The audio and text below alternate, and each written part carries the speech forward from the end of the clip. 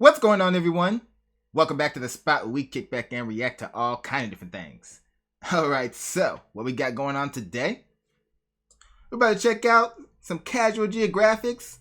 Your boys dropped a new one. This one is called How Humanity Gave This Animal the Middle Finger.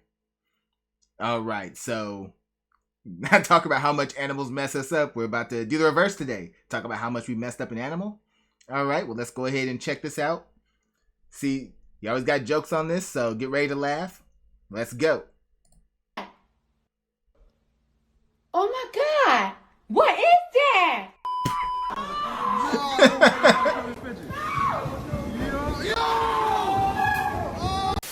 You definitely know who this is and why he was. Why were they yelling "yo"? They didn't think that the birds could like get out the way of the train, of the subway, wherever that was. That was just people being extra. That's all that was.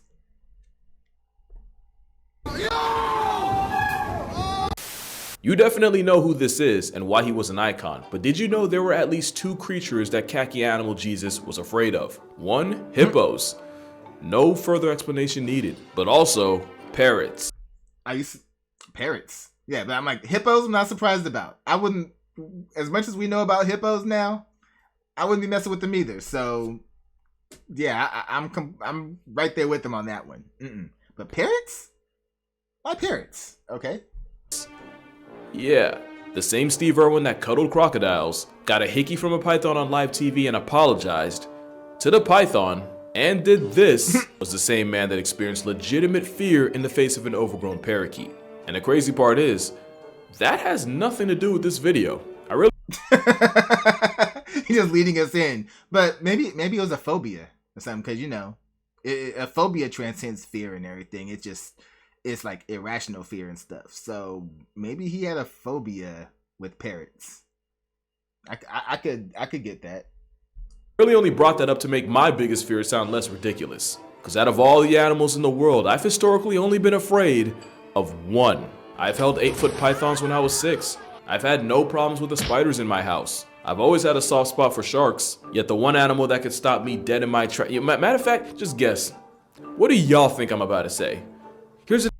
Alright, take a moment to guess. What's he about to say? I don't know. It's gonna be something ridiculous. Probably something really small too. I feel like it's gonna be no, it's not gonna be another bird because that would just lead in. So, he loves cats. Dogs, maybe? Let's see. An ad while you grapple with that. Pigeons.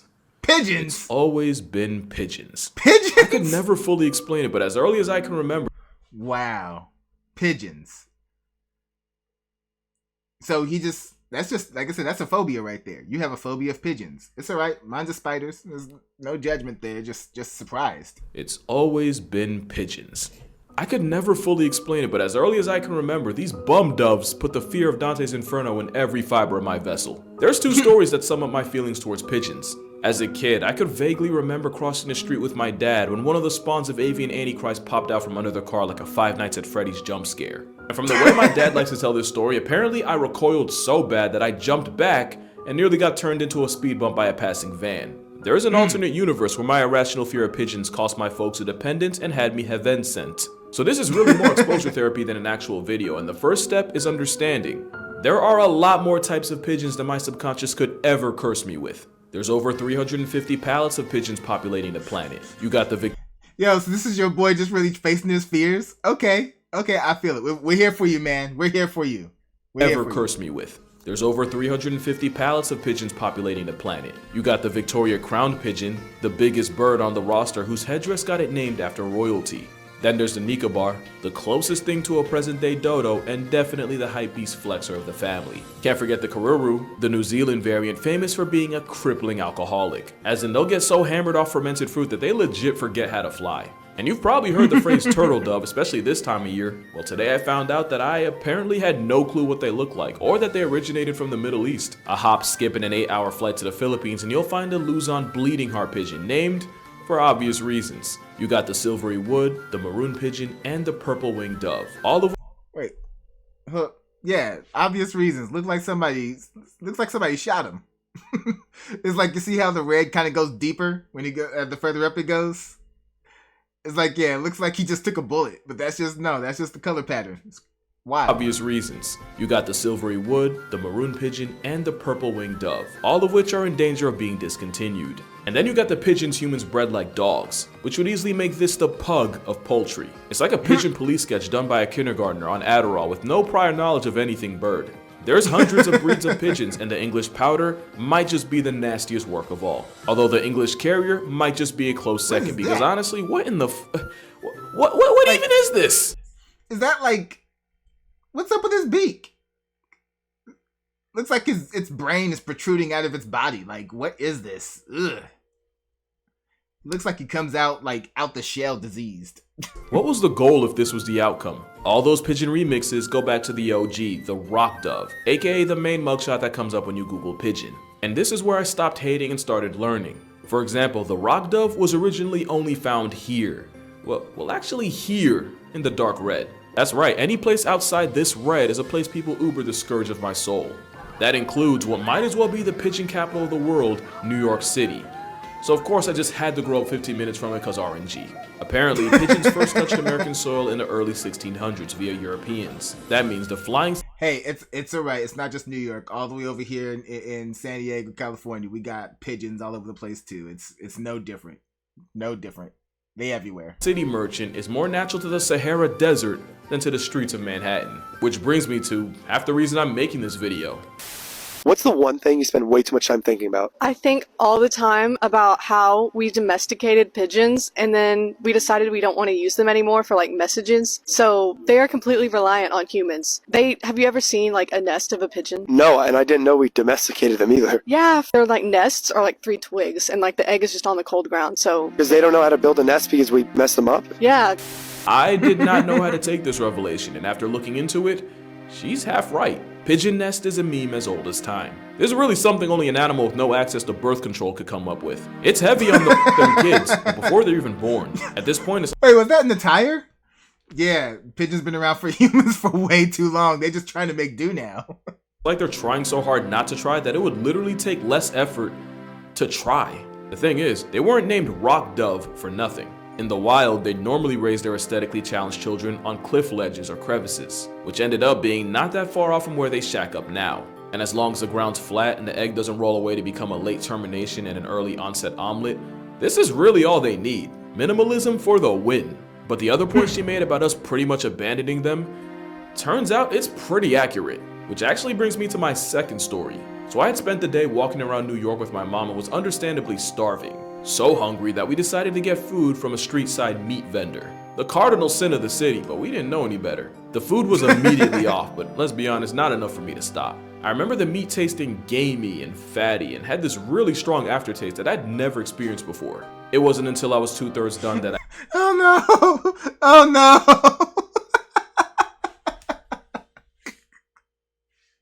Yo. Oh, okay, story time for me now. I gotta tell this one. Oh man, yeah, like way more than a decade back, the place that we was living at. I'm not gonna say the location, but we had these neighbors, and we started noticing that they would put out this like cage to like catch pigeons and stuff, and we didn't know what they were doing because at first I didn't think anything of it because my brother used to like catch pigeons and then like, you know, try to sell them or something to like maybe somebody who wants to buy pigeons or whatever. So I'm thinking it might be something like that. They're trying to catch wild pigeons for whatever reason, maybe. But then we started noticing every so often they'd have like 4 or 5 pigeons and then there'd be one missing. And they didn't go anywhere. And then another one would go missing. We were like, yo, are they eating the pigeons? And it didn't just happen once. We kept seeing it happen. Like, oh man, he's not even done with the story and I know where it's going. And it just took me all the way back to that. We never actually saw them prep it, but they were always like eating some kind of poultry, but we never saw them bringing like groceries of like chicken or anything. I was like, oh my God, are they really eating pigeons? Oh, it was wild. I noticed a small cage halfway tucked under the stand. A small cage with maybe a dozen pigeons squirming around. Just right there. Oh my god, bringing me back memories.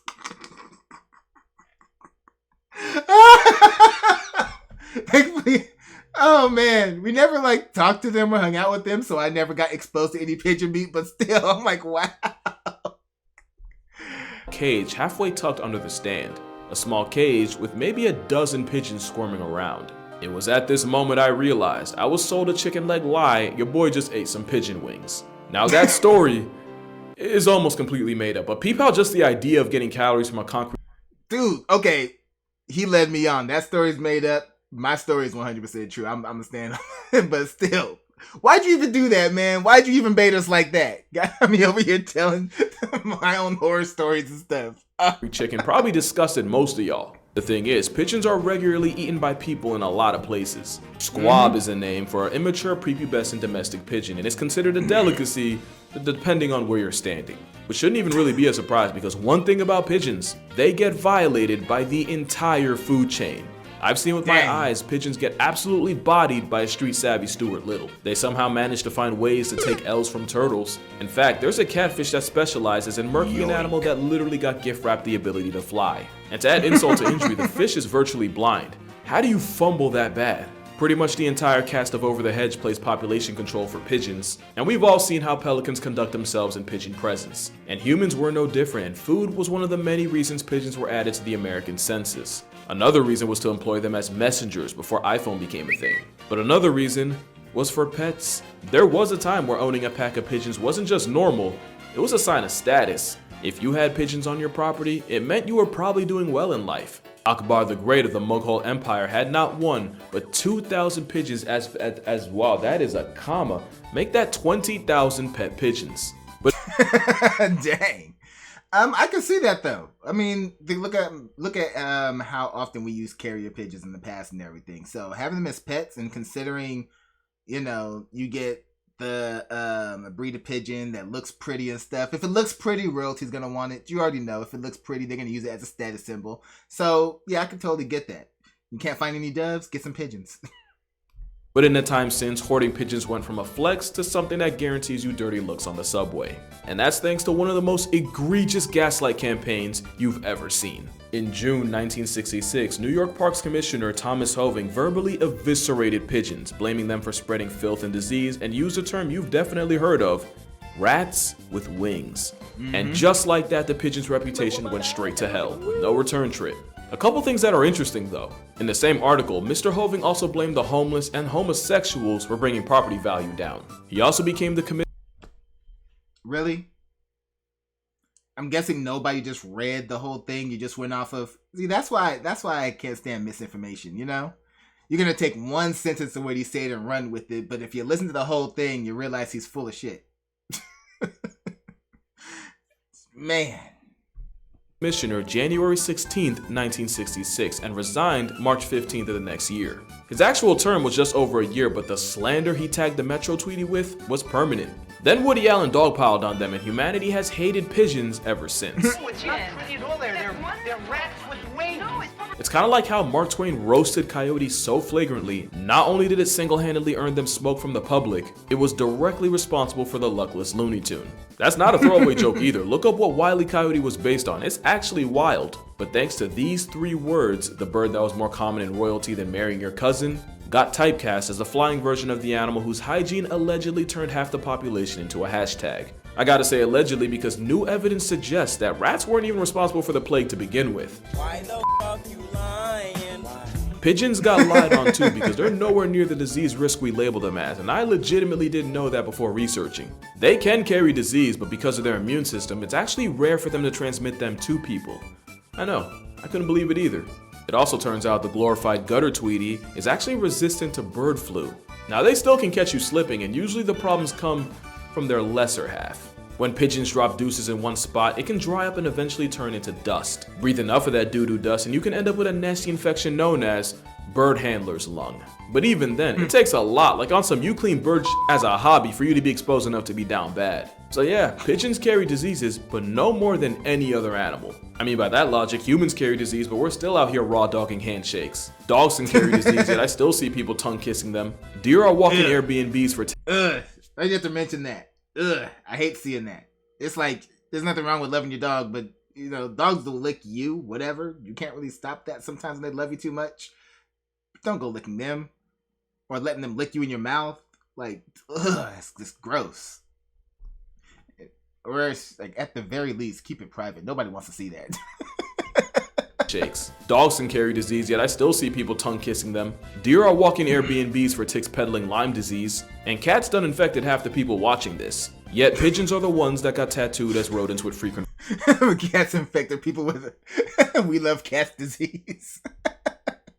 Oh man. Cats done infected half the people watching this. Yet pigeons are the ones that got tattooed as rodents with frequent flyer miles. Between 1941 and 2003, there have been 176 documented cases of pigeons passing off disease to a human. And again, it'd virtually take you being Buddy from that one Hey Arnold episode. You know what else I found out?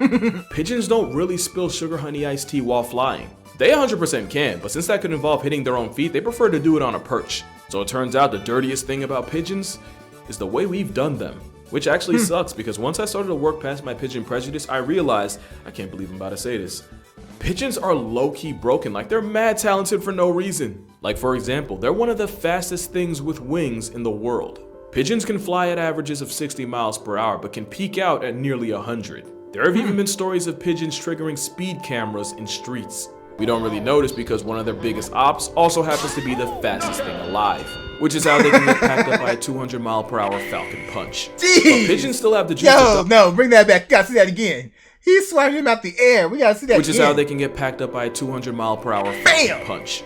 But pigeons still have the juice to dodge a peregrine and live to talk about it. Put it this way, the fastest thing on Earth hunts pigeons, and even that's not a total mismatch. And a good reason is another superpower we don't talk about. Their eyes. The only real self-defense pigeons practice is the power of foresight. So if they don't see danger coming, or worse, don't recognize it, they just get bullied. But pigeons have 340-degree vision and can even see wavelengths of light invisible to us. They're so busted that the US Navy once upon a time tried using the chicken of the city to conduct search and rescue missions out in the ocean. Basically, they trained a couple pigeons to recognize random red or orange objects, you know, the colors you'd expect from a life jacket, and then press, or more like peck, on a switch on site. In test runs, the pigeons noticed the target 90% of the time, completely outclassing the human rescue crew who just barely pulled off 40%. Then there's the fact that the pigeons could remain vigilant for hours without falling off. Unfortunately, the experiment was cut short due to budget cuts, and every pigeon involved getting killed during a crash landing. But even this experiment showcased another pigeon flight. Damn, that sucks. But I mean, if you're getting results, why not keep it going? I don't know, some politician probably wanted to pocket that money. That's probably what it was. They're way smarter than they get credit for. They probably would if they could talk like parrots or ravens. But even with a brain in the weight class of a walnut, pigeons can still surprise us. Trained pigeons can actually pass the mirror test, the same one most dogs and cats fail. In 1995, a study found that pigeons could be taught to tell the difference between a Picasso painting and Monet. I'm not gonna lie to you, I myself can't do that. To a similar beat, pigeons could be trained to tell apart malignant breast tumors from the benign. And yeah, we're still talking about a bird here. A German study in 1990 found that the avian overachievers could successfully memorize 725 different black and white patterns and correctly identify the 100 patterns associated with a reward. Pigeons also have an ability to count that rivals primates. Bro, tell me why folks found out that the Bane of Broadway can read. So what scientists did, right, they taught these pigeons a bunch of words and would either show a real word on screen or a misspelt one to go with a star. If it was an actual word like, for example, dog, they had to peck at the word. And if it was some nonsense like ugged, the rules were to peck at the star. Get it right and they'd win food. Tell me why the feathery assault on your windshield actually did better than the baboons that took the same test. It was at this moment I went from highly impressed to low-key concerned with how smart pigeons are. There's like 5 million of them in NYC. We're cooked if they turn on us. Here's a couple other pigeon facts I picked up. That thing they'll do where they'll fly around in a circle as a synchronized group, that has a name and it's called murmuration. The best theory for why they do this is as a predator response, because their honest to God best defense is just making it harder to be singled out. That weird, crusty looking bump on their beaks is called the operculum, and it's really only there to cover the nostrils. And like a middle-aged hairline, it slowly starts to disappear as they get older. Pigeons are also monogamous and one of the minority of birds that take till death seriously. That's probably why you've never seen a baby pigeon. Parents supervise them virtually 24/7 until they look like the urbanite we're used to. Pigeons are as loyal as birds get. So it's no surprise they've had success in the military. This is Cher Ami, one of the many homing pigeons used by the US during World War I. And in 1918, over 500 men got pinned behind enemy lines with no food, water, or ammunition. Their only option was releasing carrier pigeons begging for support, but the surrounding Germans peeped game and started lighting up any pigeon that tried. And that included Cher Ami, who got shot out of the air, but like a goddamn phoenix managed to get back up. Against every force of nature, the plucky pigeon made it back to base, traveling a smooth 25 miles in 25 minutes to deliver the message that would end up saving the remaining 194 men. And he did it half blind with a bullet wound and a leg hanging on by a literal thread. The bird, whose name means my dear friend passed. Why we got a pigeon that's more gangster than your average soldier? What is this? What kind of world are we living in? What's going on here?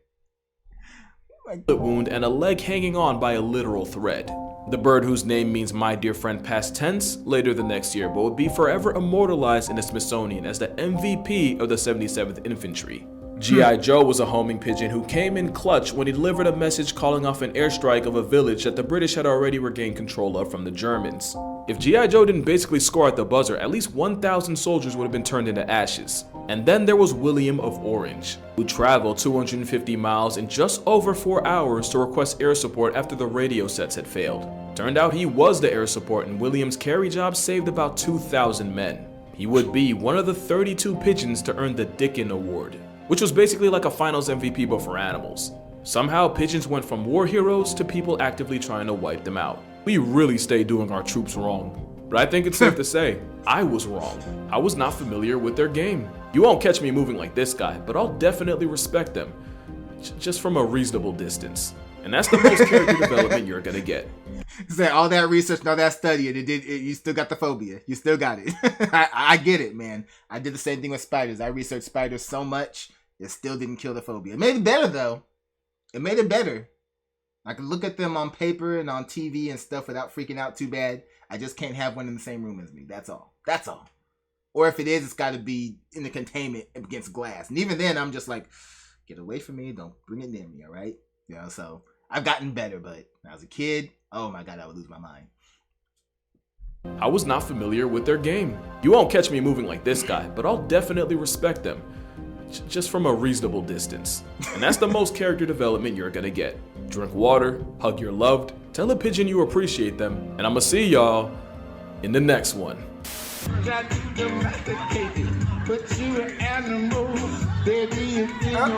him getting down.